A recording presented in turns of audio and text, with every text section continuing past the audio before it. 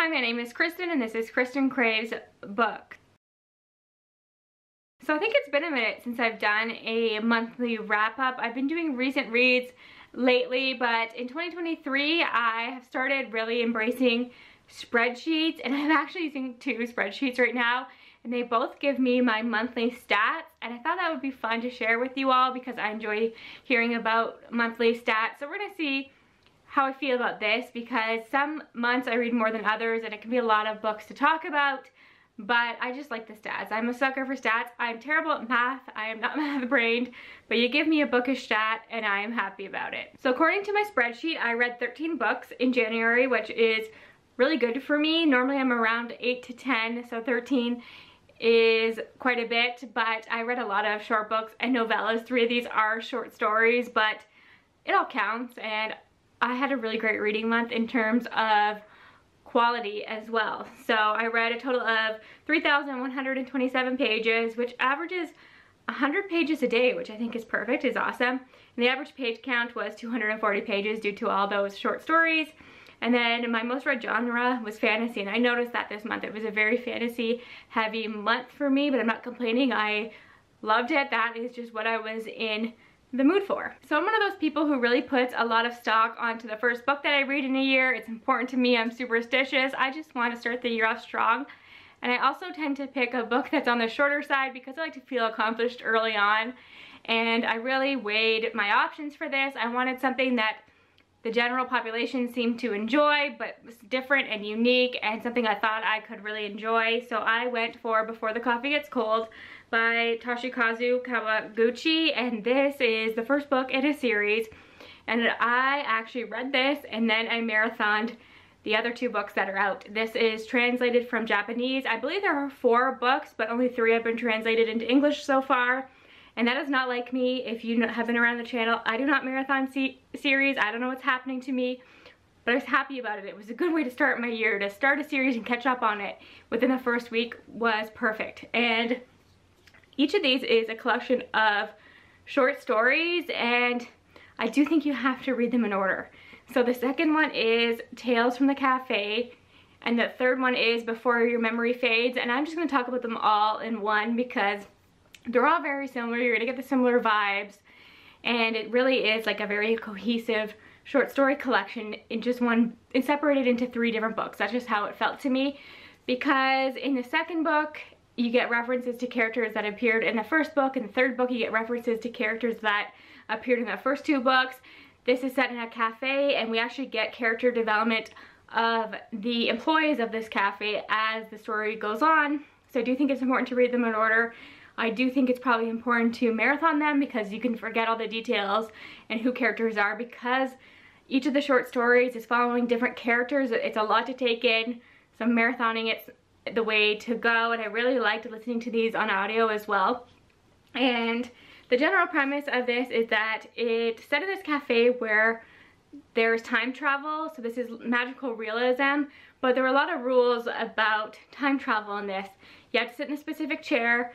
You can't leave the chair once you travel, and it has to be a moment that actually happened in this cafe. You can't just meet somebody randomly. It had to occur in the past or in the future, as we find out, in this cafe, and you have to come back to the present before your coffee gets cold.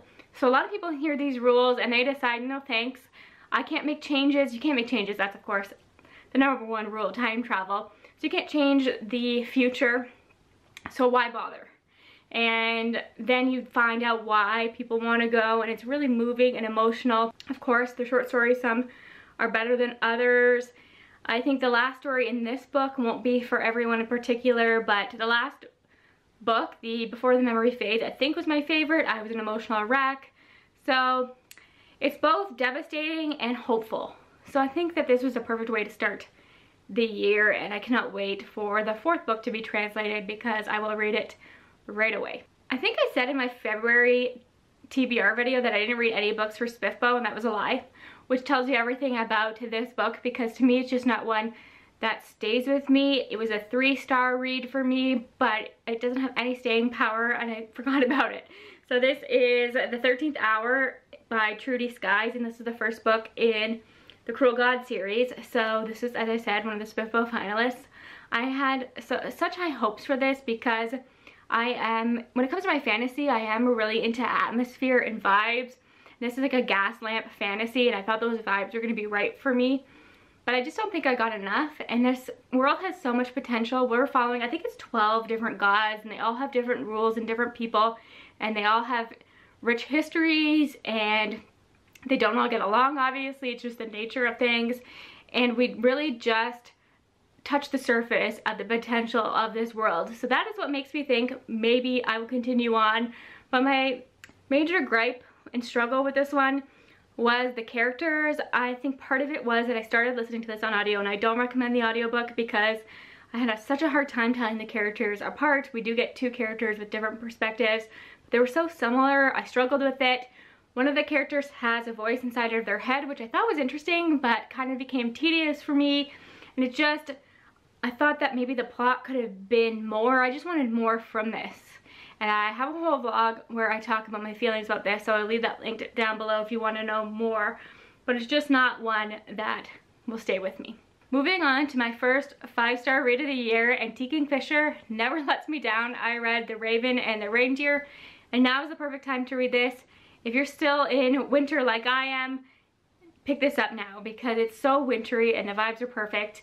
And this is a Snow Queen retelling, so that's all you need to know. T. Kingfisher, there's something so special about the way T. Kingfisher writes fantasy. She has this way of evoking this cozy feeling that you know that I love, but there's also a plot here. There are dark elements. There's a scene in here where I cried my eyes out.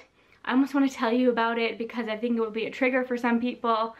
So if you want to know more about that, please message me. This is also a sapphic romance, which I really appreciated, and it was more romance heavy than some of the other books of hers that I've read, but I liked the way it was done. I liked the quest in here. I have said so many times that I hate quest stories, but T. Kingfisher is always my exception. Following a character on a journey is just not my thing, and like all the people that she comes across and all that stuff are normally not my thing. Love it in here. We're following a main character, what is her name?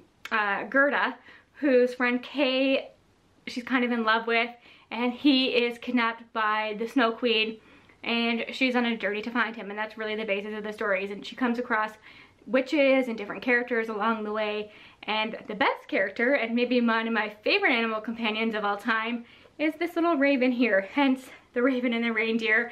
And I'm not going to tell you what the raven's name is because that reveal was just adorable to me. And we hear from the raven quite a bit, and it's just so charming and delightful, but again, some dark moments and everything that I've come to love and expect from T. Kingfisher, and I could ramble on, so I will stop myself. There is no audiobook for The Raven and the Reindeer, so while I was reading that physically, I also needed an audiobook to listen to at the same time because I always have time for audiobook. And I was just scrolling through Script, and I saw this book randomly and decided to give it a try, and I'm so glad that I did because again, I marathoned the first 2 books and I'm caught up on this series. And the first book is That Time I Got Drunk and Saved a Demon, and this is by Kimberly Lemming, and this is the Mead Mishap series. So if you can't tell from that title, this is ridiculous, but perfect and so much fun. This is the kind of fantasy romance that works for me. Something that is over the top, ridiculous, that you can't take too seriously and is just fun, but there's still a little bit of a plot. So if you have more recommendations just like this, please leave them in the comments because I'm so new to all of that world and fantasy romance in general, but I just like lighter stuff.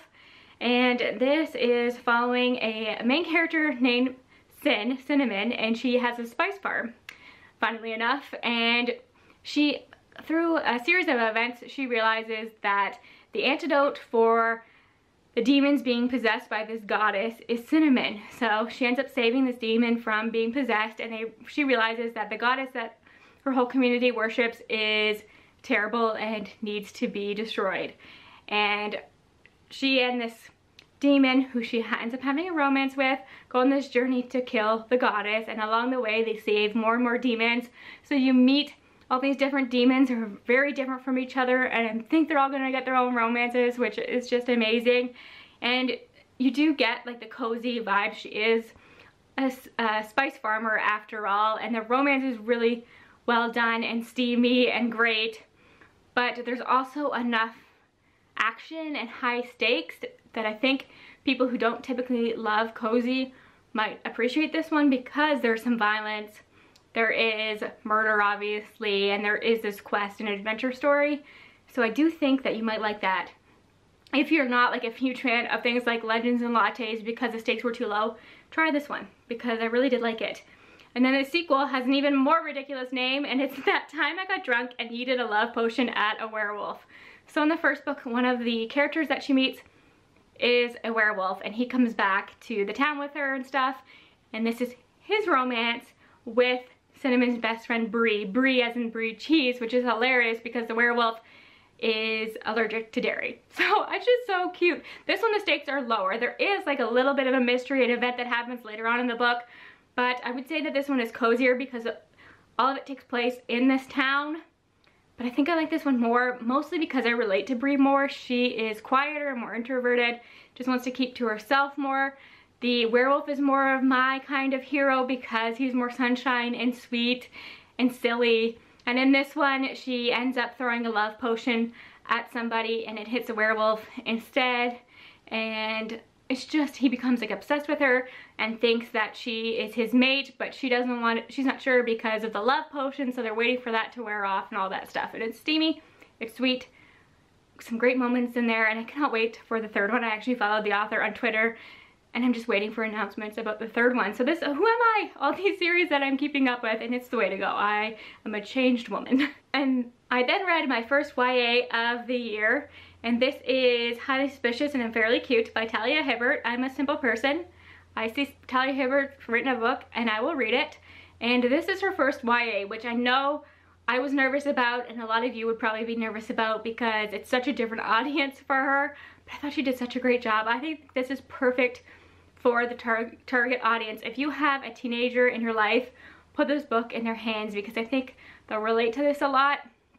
This is like an academic rivals, enemies to lovers kind of story, which I've realized in YA I do like academic rivals because the banter is great, and Talia Hibbert is great at banter, and that is still true in this book.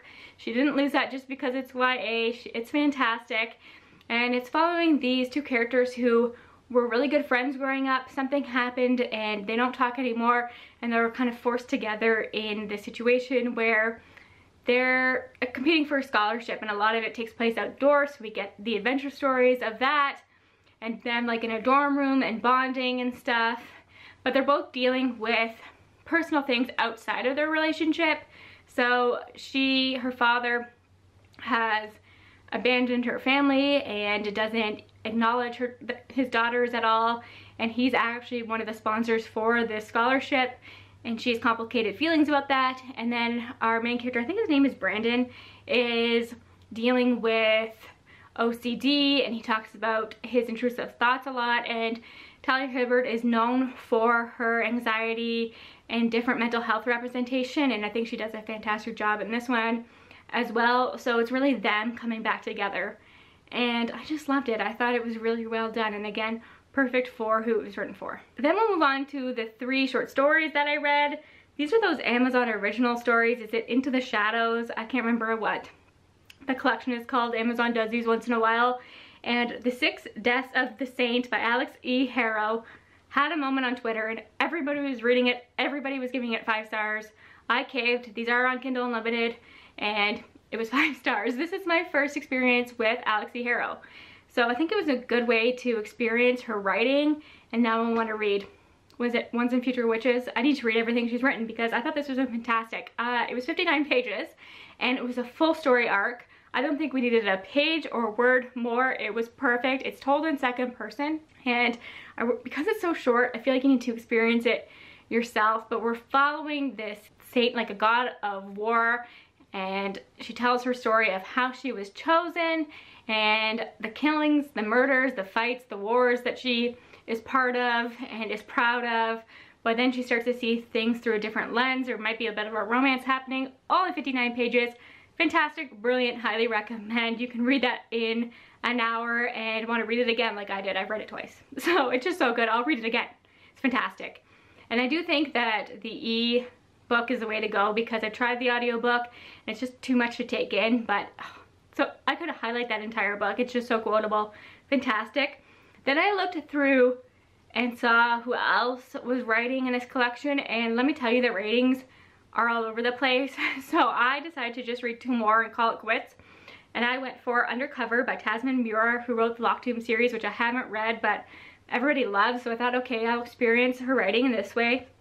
Brilliant. Now I need to read the Locked Tomb series. I bought the first one after I read this because this is fantastic, and I think it's 30-something pages. And it's following a ghoul, and it's so dark and gory and grotesque in 30 pages. Loved it. You have to try it. And yeah, so now I'm a Tasmin Muir fan, even though I've only read 30 pages of her writing. And then Yvonne has a story in this collection, so you know I had to try it. And this is What the Dead Know. And I will say, I hate to say this about short stories, and I don't think the other 2 I could say this about, but this one I do think needed to be longer.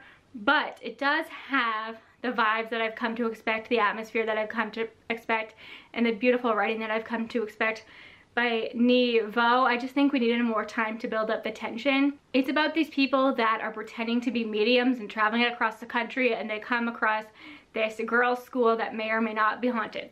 So that's all I will say about that one.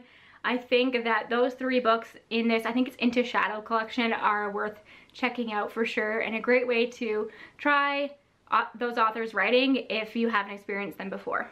Next up is the book that is arguably my favorite book of the month. It's definitely my new favorite book of the month because the last book I'm going to talk about is a reread. So this is Emily Wilde's Encyclopedia of Fairies by Heather Fawcett. And this was the adult book for Fairy Loot in December, and I was so nervous about it because I don't like fairies. I have never found a fairy story that I really, really love. This is the exception to that, and I'm so happy. This is the kind of fae story that just works for me because of the cozy vibes in here. But I loved it so much that I went out and got this US edition. We need more books like this where the design is printed right on the hardcover. There's no dust jacket. The vibes of this just work perfectly. This looks like something you would pull off a scholarly shelf like Emily Wilde is, and the vibes, it just works, and I love it. And I love this book. This is cozy fantasy romance, and I need to read everything that is remotely like this. So Emily Wilde is a scholar. She's a professor. She's studying fairies and their lore and history, and humans don't know that much about them, and she goes to this town where the specific kind of fairy is supposed to be, and she wants to study them. And she is definitely grumpy in this. She's more of a recluse. She does not want to become entrenched in this community or make friends with anybody here. She just wants to study the fae and leave. But that is not what ends up happening because, of course, these townspeople just want to embrace her even though they get off on the wrong foot at first. And one day, a co-worker of hers that she hates named Wendell arrives, and she is bitter about it, but she's always been attracted to him. He's always been attracted to her. Things eventually happen. This is so slow burn romance. So the actual plot is at the focus of this. We do get like an adventure. I don't want to set up anymore. I don't want to tell you anything else about this, but there's so many sweet and endearing moments, so many fantastic side characters. Her dog is great. The romance is great. We're getting a sequel that comes out next January, which is such a long time to wait, and I might actually have to reread this because I loved it that much. And I reread a book this year, and that just reminded me that I do like to reread once in a while, and I can see myself picking this up again and again and again. And I just highly recommend it for all you cozy fantasy lovers out there. And actually, I buddy read this with Kate from Kate Coy, who doesn't love cozy fantasy in the slightest, and she loved this too, which tells you there's enough plot to love in this one, and the stakes are high enough, and it's just the romance is sweet. So it's hard, what's not to love about this? So highly, highly, highly recommend. If this is not my favorite books of the year, I will be shocked. And the last book that I read for January was the Book Checkout Book Club pick, and I think tentatively that we plan to discuss this book on February 12th, but I'll keep you posted on that, and that is The Long Way to a Small Angry Planet by Becky Chambers. One of my all-time favorite books. This is my first time rereading it. Still an all-time favorite. Probably loved it even more and appreciated it more now than I did when I first read it. And I actually have the receipt from when I bought this. I bought this from one of my favorite independent bookshops, and I got this in 2018, and I read this in 2018, and it has stayed with me, and I've never continued on with the series. And if you watch my February TBR, you know that I plan to do that. I would call this cozy sci-fi, so it's no surprise that I love this. you know that I love Becky Chambers. She ends up on my favorites list every year. There's just something about her writing and the way that she looks at humanity that works for me. I know for some people it's probably too on the nose, but I love it. And this is a space opera, and we're following a cast of characters on a spaceship who are on a mission to create tunnels through space. And that is really the basic plot of this. It is a character-driven sci-fi, so I don't expect a lot of action here, but we do get little scenes that are almost like episodes, like little events that happen and really lead to character development. It's more about finding out more about these characters and what makes them tick and stuff. And a lot of these characters on this ship are human. Our main character who we open up with, Rosemary, is a human. Ashby, the captain, is a human. So we do have human characters on here, but we do have different species as well. So we learn about the culture of different species, how these species look at humans and our ways, and how ridiculous our ways can be, like how we really care about how others perceive us, how we are so shy about our bodies and stuff like that. So there's a lot of comments about that. This is a very diverse book. It's heartwarming. I cried, I laughed. I just think it's brilliant, and it will always be a favorite. I was so nervous to reread it because you never know when you reread a book if you'll feel the same, but I did feel the same, and it just makes my heart so happy, and I can't wait to discuss it in greater detail in February. So, whew, those are all the books that I read in January. A really great month. I don't think, like, okay, The 13th Hour wasn't my favorite, but I would still recommend it. So there were no real duds for me. I learned a lot about my reading taste. I am trying to embrace fantasy romance, so please help me in that, and I can't wait to see what February brings. Thank you again for your support. I'll talk to you again soon. Bye for now.